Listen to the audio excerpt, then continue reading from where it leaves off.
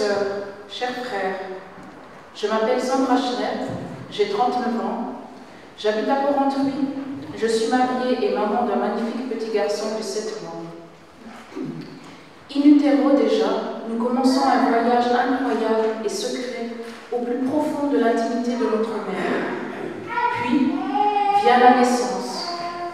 Dès notre venue sur cette terre, nous devenons chacun et chacune le pèlerin de notre vie. Mon périple a commencé au Rwanda, le pays où je suis née. J'ai ensuite grandi en Suisse, mon pays d'adoption. Depuis ma naissance, le chemin est loin d'avoir été un long fleuve tranquille.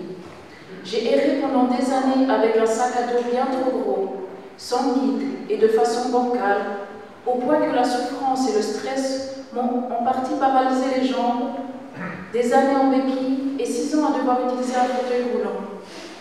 Mais si je me tiens aujourd'hui debout devant vous, c'est parce qu'il y a quelques années en arrière, en plus de mes nombreuses thérapies, j'ai fait la rencontre du Christ.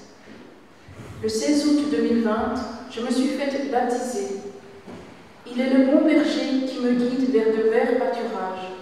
Il est celui qui me dit « Ne crains pas, espère seulement, je marche avec toi. » Il est celui qui me dit « Lève-toi et marche. » Pour que le souffle de mon baptême ne s'éteigne pas et pour nourrir ma foi, je me suis engagée dans l'Église. Pour commencer, comme lectrice et ministre de la Communion, puis comme catéchiste auprès des adultes. J'apporte mon témoignage d'ancienne catéchumène auprès des parents, parrains et marraines qui demandent le baptême pour les enfants.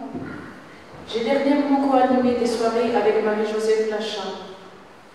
Quand je pars sur ce chemin, je mets dans mon sac à dos ma petite Bible, mon missel du dimanche, un peu de mon histoire personnelle, je fais parfois des recherches, je prie et je demande au Saint-Esprit de me guider dans mes paroles.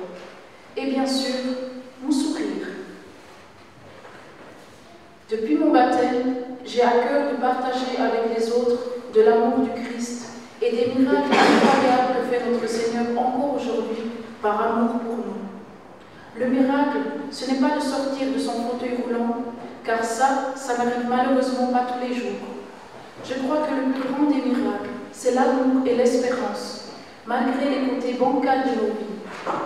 À quoi ça sert d'être valide physiquement si notre cœur est handicapé par l'orgueil, la vanité et la méchanceté? Sur cette terre, malheureusement, depuis le péché originel, nous avons tous un handicap, qu'il soit visible ou non. Alors, chères sœurs et chers frères, avec un moyen auxiliaire ou non, soyons toutes et tous, du mieux que nous le pouvons, par l'intermédiaire du Saint-Esprit, des pèlerins d'espérance pour notre prochain sur le chemin de nos vies.